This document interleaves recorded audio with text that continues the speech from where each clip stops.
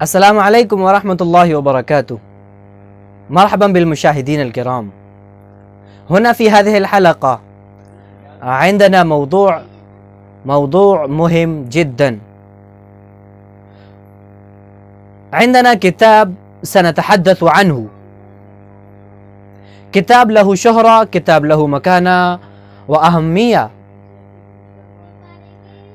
كتاب نال بالقبول والتلقي الواسعين بين الآفاق العلمية والأدبية والفكرية والدعوية، كتاب قد حظي بالقبول بين المسلمين شرقا وغربا، شمالا وجنوبا، كتاب له شهرة عبر القارات، كتاب له شهرة واسعة الآفاق، ألا وهو ماذا خسر العالم بانحطاط المسلمين، للكاتب الشهير، للأديب الأريب، للداعية الكبير أبي الحسن علي الحسني الندوي رحمه الله تعالى. وسنتحدث عن هذا الكتاب مع ضيفنا الكريم له صلة بالكتاب وبموضوع الكتاب وصاحب الكتاب وأسرته، ألا وهو الأستاذ شعيب الحسيني الندوي، أستاذ وخطيب جامع منغلور ورئيس قسم اللغة العربية وآدابها بكلية حرب منغلور. فمرحبا بك أستاذ. حياكم الله، أهلا وسهلا بكم، جزاكم الله خيرا، شكر الله سعيكم، وأهلا ومرحبا بمشاهديكم الكرام. شكرا والله، بارك الله فيكم سيد الكريم، تقبل الله مسعاكم. أستاذ الكريم، إذا نحن نرى إلى هذا الكتاب والمكانة المرموقة التي حظي بها بين المسلمين عربا وعجما، والتي تدل عليه بأنها قد تم ترجمته إلى لغات عديدة، كما قد قلت، يعني الإنجليزية والتركية والهندية والأردية، وأصل الكتاب بالطبع بالعربية، وإلى ما هنالك من لغات أخرى. فماذا تعتقد أنت برأيك، يعني ما هو السبب وراء هذا التلقي والقبول الذي نال هذا الكتاب يعني بين المسلمين؟ ما هو السبب وراء ذلك؟ في الحقيقة أيها الأخ الكريم والإخوة المشاهدون الكرام، أنا أريد أن أخبركم صراحة أن هذا الكتاب الذي نال هذا القبول العظيم وحظي بهذه المكانة العظمى في الأوساط العلمية والأوساط الفكرية والدعوية، كان وراء ذلك مما لا نشك فيه إخلاص المصنف في تأليف هذا الكتاب، وحرقة المصنف ولوعة المصنف وتألمه للمسلمين هو الذي كان دافعا لتقدم هذا الكتاب وقبوله في الأوساط العلمية. ثانيا، هذا الكتاب في الحقيقة كان لافتا الأنظار إلى حقيقة كبيرة جدا، وكان هذا الكتاب يصرف أنظار الناس من وجهة نظر واحدة إلى وجهة نظر ثانية التي لم تكن يعني مروجة ومألوفة عند الناس، لأن هذا الزمن الذي يكتب المصنف فيه في الخمسينات من القرن المنصرم، كان هذا الزمن زمن غلبت وسيطرت الغرب وأوروبا على العالم الإسلامي وعلى العالم العربي خاصة بالتحديد، فكانت العقول متأثرة وكانت الطبائع تبعة لحضارة أوروبا، وكانت العقول المتنيرة المفكرة في العالم العربي تهرب وتسعى وراء عقلية الحضارة الغربية وعقلية أوروبا المؤثرة في هذه البوتقة الأرضية من الجزر العربية والبلدان العربية. فكان هذا الكتاب هو الذي كان في الحقيقة صوتا على هذه الفكرة المريضة، فكرة التبعة، فكرة التقليد والمحاكاة لأوروبا. فكانت فكرة هذا الكتاب أن العالم الإنساني تأثر تأثرا سيئا بالغا بسبب تخلف المسلمين عن ركب الحياة. فالمسلمون إذا كانوا في قوة وغلبة وسيطرة فكانت لهم مكانة خاصة، لكن ماذا وقع للعالم الإنساني؟ ليس للمسلمين بل للعالم البشري إذا تخلف المسلمون عن مركب الحياة للحضارة. أكيد والله، يعني كل واحد كان يتكلم ماذا خسر المسلمون بانحطاط فلان وبوفاة فلان، وماذا خسر المسلمون بانحطاط حركة فلانة، وماذا خسر المسلمون بانحطاط جمعية فلانة، وماذا خسر المسلمون بفقدان كذا وكذا، أو ماذا خسر المسلمون بتقدم وسيطرة منطقة فلانة. ولكن لم يكن يتحدث أحد ماذا خسر العالم بانحطاط المسلمين. هذه فكرة والله كانت جديدة، كانت مبدعة، قد أدهشت العالم كله. فماذا تعتقد أنت برأيك، يعني من أين حصل المفكر الأديب على هذه الفكرة، وما هو مصدر ومأخذ لهذه الفكرة الجديدة الرائعة المدهشة؟ طبعا بارك الله فيكم وأحسن الله إليكم. في الحقيقة الزمن الذي يكتب المصنف فيه هذا الكتاب والعصر المعاصر لتأليف هذا الكتاب هو زمن تأثر المسلمين بالغرب كما أشرت إليه. ثانيا المفكرون الإسلاميون الذين يعدون إسلاميين هم أيضا يكتبون الكتب الإسلامية تحت سيطرة فكرة الغرب. خذ مثالا للدكتور أحمد أمين رحمه الله، كانت كتبه الشهيرة جدا وكانت تأليفاته دبجت الآفاق ودبجت يراعة قلمه الكتب العظيمة وطبقت في الآفاق كتبه وتأليفاته. لكن ترى في تعبيراته، في أسلوبه، في كلامه ومنطقه تأثرا بسيطرة وغلبة الغرب. فهذا الزمن الذي كان الإسلاميون فيه يكتبون بهذا المنهج، فالمصنف ظهر وكتب من منظور ثاني ومن فكرة جديدة، فكرة الثقة القوية التامة بالإسلام، فكرة الإيمان القوي الجازم بقوة الإسلام نفسه.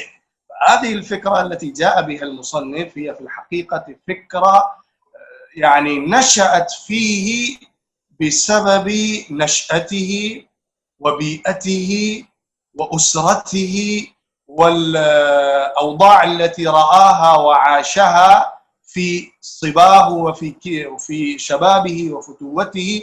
لأن الشيخ كما أنتم تعرفون منتمٍ إلى أسرة حسنية كريمة شريفة من بلد راي بريلي أترا براديش الهند.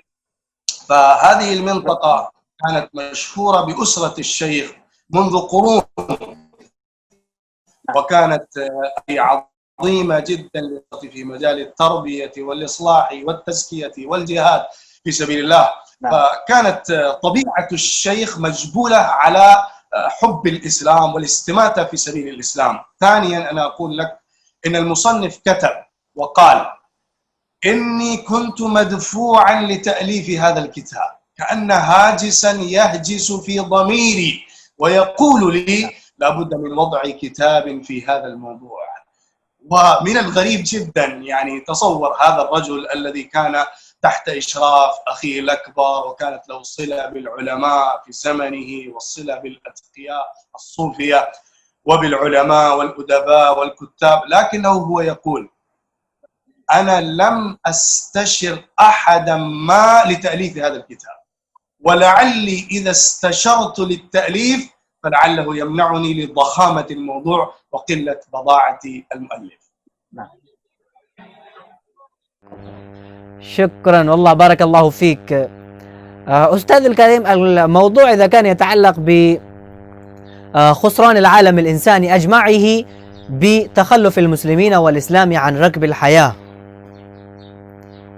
فهل هناك كتبا أخرى للمؤلفين العرب والعجم في نفس الموضوع؟ مثلا سيد قطب يكتب في الموضوع، وهناك الدكتور شاعر المشرق إقبال كل شعره يتحدث عن هذا الموضوع ويتناول هذه القضية. فبرأيك ما هو الميزات وما هي الفروق يعني، وما هي الخصائص التي يمتاز هذا الكتاب؟ ماذا خسر العالم بانحطاط المسلمين من بين الكتب والمؤلفات الأخرى؟ كما أنا قلت، هذا الموضوع كان في الحقيقة نادرا بين الأوساط العلمية بهذا العنوان، غير أن الحرقة للإسلام والتحرك للإيمان وللإسلام وللدعوة الإسلامية كان موجودا في الأوساط الدعوية في العالم العربي. شخصيات بارزة ظهرت على مسرح التاريخ ولعبت دورا كبيرا في تثقيف الشعب وفي تثقيف المسلمين وتربيتهم وتزكيتهم وإصلاحهم، لا ننكره. لكن كما قال المصنف أيضا، كان هذا الموضوع وهذا العنوان طريفا في الحقيقة. فالكتاب كانوا يكتبون من منظور يعني ضعف المسلمين وأثر هذا الضعف على المسلمين. فالمصنف جاء بفكرة جديدة: العالم الإنساني كله كيف خسر وماذا خسر بسبب تخلف المسلمين وانحطاط المسلمين. ولكن أنا أقول لك إن الشخصيات البارزة التي كانت في زمن هذا هو مثل حسن البنا الشهيد رحمة الله عليه، وكان منهم سيد قطب بعده، ثم يعني الشخصيات المؤثرة التي ظهرت قبل تأليف هذا الكتاب والتي ظهرت بعد تأليف هذا الكتاب كانت موجودة، وكانت الحرقة للإسلام متوفرة والتأليف أيضا موجودا للإسلام. شكيب أرسلان كان يكتب لماذا تخلف المسلمون وتقدم غيرهم، فيذكر الأسباب لضعف المسلمين وتخلفهم. لكن الشيخ هو كان من بين الكتاب العرب. أنا أقول لك بالتحديد الكتاب العرب. لماذا أقول هذا؟ الشيخ كان من بين الكتاب العرب ممتازا جدا في هذه الفكرة، ويعني متفوقا جدا في هذه النظرية. ولكني أنا أقول الفكرة هذه كانت موجودة في الدكتور العلامة محمد إقبال رحمة الله عليه، وسيد مودودي أيضا كان يكتب في هذا الموضوع، وكان يعني يضرب ضربة لازبة، ضربة يعني قاضية على الغرب بتأليفاته. لكن المصنف من بين الأوساط العلمية العربية جاء بهذه الفكرة بعنوان طريف وبقوة الفكرة وبرصانة العرض والأسلوب في التأليف. غريب جدا أن يكتب كاتب هندي في قرية صغيرة هندية بعيدة عن العرب وعن الجو العربي، ولكن يصدر الكتاب في صورة يثير الضجة بين الأوساط العلمية الفكرية الأدبية العربية في المكتبات العربية. كتاب يثير غوغاء، كتاب ينال مكانة مرموقة بين العرب. وربما نسمع يعني حينما مؤلف الكتاب زار بعض البلدان العربية فرأى هناك قطارا أمام المكتبة، يقف الناس في قطار، فحينما وقف المؤلف وذهب إلى المكتبة وإلى الطاولة فوجد أن الناس يشترون كتابه قائما في القطار، فإذا هو كتابه فمثل هذه القصص يعني قصص للإعجاب، والأحداث التي يعني تدل على رفعة مكانة هذا الكتاب والقبول بين العرب. فهل ممكن أستاذ، بما أنك يعني تنتمي إلى أسرة لها صلة قريبة بأسرة الشيخ العلامة، فهل ممكن أن تحكي لنا بعض القصص والأحداث التي نالها هذا الكتاب وتبع طبعة هذا الكتاب المبارك الميمون؟ نعم، هذا الكتاب نال قبولا عظيما وحظي بالمكانة العلمية والأدبية والفنية والفكرية والدعوية في الأوساط العلمية والأدبية في العالم العربي بوجه خاص. وأنا أنقل لك كلمة الدكتور محمد يوسف موسى، أستاذ كلية أصول الدين بجامعة الأزهر، هو الذي قال، هو الذي يكتب تصديرا لهذا الكتاب، فيقول: أنا أخذت هذا الكتاب وأكملته في ليلة واحدة، لم أستطع أن أضع الكتاب من يدي إلا وأن أكمل هذا الكتاب. وهو يكتب عن هذا الكتاب: إن قراءة هذا الكتاب فرض على كل مسلم يعمل لإعادة مجد الإسلام. من كان يعمل في حقل الدعوة، من كان يعمل في حقل التربية، ومن كان يريد ويحب ويتحرك لإعادة مجد الإسلام من جديد، فيجب عليه أن يقرأ هذا الكتاب قراءة إمعان. وليس هو واحدا من يتأثر بهذا الكتاب هذا التأثر الكبير، بل كثير من الكتاب والأدباء العرب تأثروا بهذا الكتاب تأثرا بالغا، حتى يكتب المصنف لما ذهب مرة أولى إلى العرب، إلى الجزيرة العربية، فوجد هناك في مؤتمر وفي لقاء، ووجد هذا الكتاب في يد سفير سوريا، وهو يثني على علماء الهند وجهود علماء الهند استدلالا بهذا الكتاب، وهو لا يدري أنه يتكلم مع مؤلف هذا الكتاب. للشيخ يعني قصص عجيبة جدا، ذكر بعضها ولم يذكر بعضها لقبول هذا الكتاب عند العرب. فكان هذا السفير يثني على الكتاب والشيخ يفرح به، وطلب منه أن يقرأ أيضا ويرى هذا الكتاب، فتصفح هذا الكتاب. وقد كتبت مقدمة أحمد أمين، الدكتور أحمد أمين، على هذا الكتاب، لأن الشيخ أرسل هذا الكتاب إلى الدكتور أحمد أمين ليكتب المقدمة لهذا الكتاب ويصدر هذا الكتاب من مؤسسته الشهيرة جدا في العالم العربي. إذا طبع أي كتاب من مؤسسة الدكتور أحمد أمين فيعني ذلك أن الكتاب على قمة عليا من الأدب والفكر. والمصنف كان يظن أن الدكتور أحمد أمين الذي كتب فجر الإسلام ظهر الإسلام هو إذا كان عنده يعني دافع وعاطفة إيمانية قوية كما يظهر من كتبه حرقة للإسلام، فإذا كان هو يكتب لهذا الكتاب مقدمة وله شهرة ومكانة فينال هذا الكتاب قبولا عظيما في العالم العربي. وقد كتب يعني أحمد أمين كتب على هذا الكتاب مقدمة، وهذا يدل على أن يعني أكبر عالم وأديب في مصر يعترف بأدبية هذا الكتاب وفكرة هذا الكتاب وعظمة هذا الكتاب.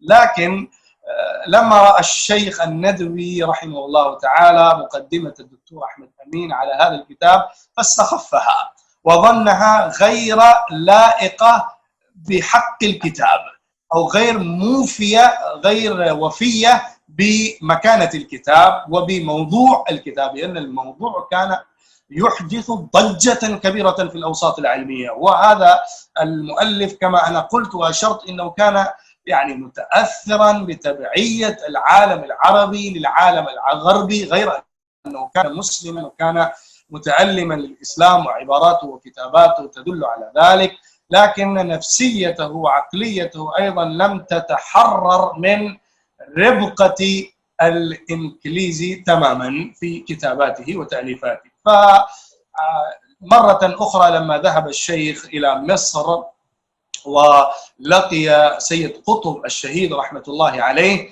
فطلب منه أن يكتب مقدمة على هذا الكتاب، لما أبدى الشهيد رحمة الله عليه إعجابه البالغ بهذا الكتاب، وألف وكتب مقدمة وفية بموضوع الكتاب وحق هذا المصنف الجليل.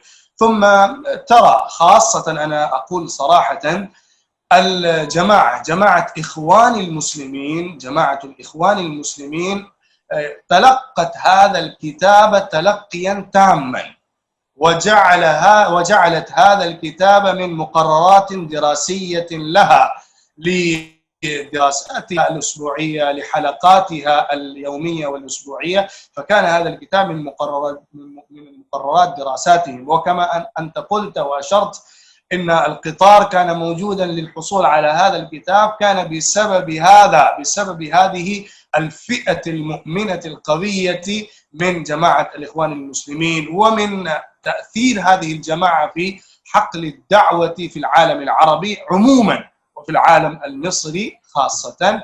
فكتب لهذا الكتاب قبول عظيم بسبب هذه الأسباب والدواعي. شكرا. أنا أضيف إضافة بسيطة يعني في الأخير. نعم. ومما يدل على خطورة هذا الكتاب، لو تفكرتم قليلا، ويعني مدى أثر هذا الكتاب على نفسية وعقلية المسلمين وعقلية العالم البشري، بأن بروفيسور سارجنت الذي كان أستاذ جامعة كامبريدج هو الذي كتب في إحدى المجلات الإنجليزية: لو كان في بريطانيا قانون للحظر على الكتب والمؤلفات لاقترحت أن يفرض الحظر التام على هذا الكتاب، لأنه يدين الحضارة الغربية. فخاف من هذا الكتاب كأنه صاعقة على الحضارة الغربية، فلا بد من حظر هذا الكتاب لو سمح القانون. أوروبا لم تفرض، ولكن فرضته بعض الدول العربية كما نسمع في الأيام الأخيرة. على كل حال، قد انتهينا إلى حوار اليوم، مع الشكر الجزيل الموصول لضيفنا الكريم شعيب الحسيني الندفي. وإن شاء الله تعالى في الحلقات القادمة سنتحدث عن محتويات الكتاب وعن الرسالة التي أراد المؤلف أن يبلغها من خلال هذا الكتاب، والصفحات والدروس والأبواب والفصول التي هي عبارة عن حرقة المؤلف والعواطف الجياشة تجاه أمة الإسلام ورسالة الإسلام. فالمرجو من المشاهدين الكرام أن يشتركوا بهذه القناة وأن يشاركوا هذه الحلقات. شكرا، بارك الله فيكم. السلام عليكم ورحمة الله وبركاته. Assalamu alaikum wa rahmatullahi wa barakatuh.